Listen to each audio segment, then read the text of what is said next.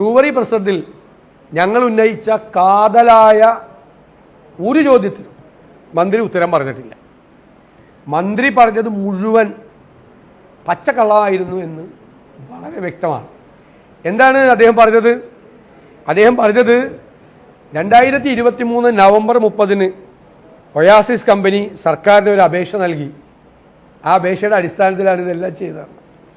പക്ഷേ 2023 ജൂൺ 16 തന്നെ ഒരു വാട്ടർ അതോറിറ്റിക്ക് സർക്കാരിൻ്റെ ഇൻവിറ്റേഷൻ ഞങ്ങൾക്കുണ്ട്, ക്ഷണമുണ്ട് എന്ന് പറഞ്ഞാണ് വാട്ടർ അതോറിറ്റിക്ക് ഇവർ കത്ത് കൊടുത്തത്. 2022 തന്നെ ഇവർ സ്ഥലം അവിടെ വാങ്ങിച്ചത്. ഇവർ സ്ഥലം വാങ്ങിച്ചതിന് ശേഷം അവരുമായി ധാരണ ഉണ്ടാക്കിയതിന് ശേഷമാണ് യഥാർത്ഥത്തിൽ മദ്യനയം തന്നെ മാറ്റിയത്. ഇവർക്ക് വേണ്ടി മദ്യനിർമ്മാണശാല തുടങ്ങാൻ പറ്റും. നിങ്ങൾ ആ ഡേറ്റ് നോക്കിയാൽ മനസ്സിലാവും.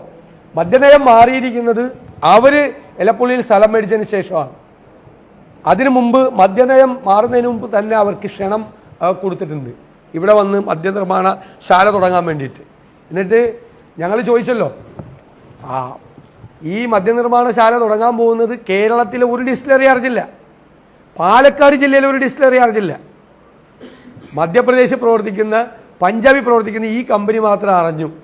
അവർ കൊണ്ടുവന്ന് എക്സൈസ് സർക്കിൾ ഇൻസ്പെക്ടർക്ക് അപേക്ഷ കൊടുത്തു എന്നാണ് പറയുന്നത്. അപേക്ഷ അല്ലായിരുന്നു, സർക്കാരിൻ്റെ ഇൻവിറ്റേഷൻ ആയിരുന്നു വന്നത് തുടങ്ങാൻ എന്ന് അവർ വാട്ടർ അതോറിറ്റിക്ക് കൊടുത്ത കത്ത് ഞാൻ കഴിഞ്ഞ ദിവസം പ്രസിദ്ധീകരിച്ചതിൽ പറഞ്ഞു. പിന്നെ ഒരു പച്ചക്കള്ളം കൂടി പറഞ്ഞു.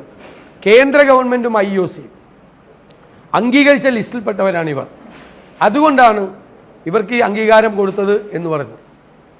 യഥാർത്ഥത്തിൽ IOCക്ക് ടെൻഡറിൽ പങ്കെടുക്കാൻ വേണ്ടിയിട്ടാണ് വാട്ടർ അതോറിറ്റിയുടെ കത്ത് മേടിച്ചത്. അപ്പം തന്നെ സർക്കാരിൻ്റെ ക്ഷണം ഉണ്ടെന്ന് പറഞ്ഞത്.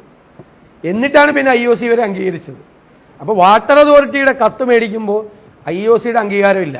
അതായത് ഇവർ വന്ന് മദ്യനിർമ്മാണശാല ഇവിടെ തുടങ്ങാൻ ആ കമ്പനിക്ക് ക്ഷണം കൊടുക്കുമ്പോൾ IOCയോ കേന്ദ്ര ഗവൺമെൻറ്റോ ഈ കമ്പനിയെ അംഗീകരിച്ചിട്ടില്ല.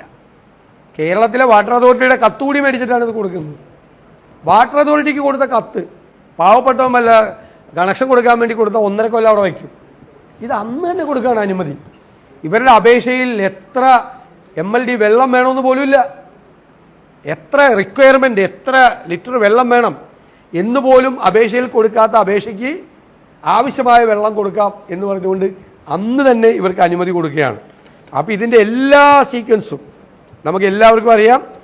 ഇതെല്ലാം മന്ത്രി പടുത്തുയർത്തിയത് നുണയുടെ ചീട്ടുകൊട്ടാരമാണ്. അത് ഓരോന്നായി തകർന്നു വീണ് ഇവരെ പ്രത്യേകമായി ക്ഷണിച്ചു കൊണ്ടുവന്ന ഇവരുമായിട്ടുള്ള ഡീലാണ് യഥാർത്ഥത്തിൽ ഈ ബ്രൂവറി ആയിട്ട് നടന്നിരിക്കുന്നത്.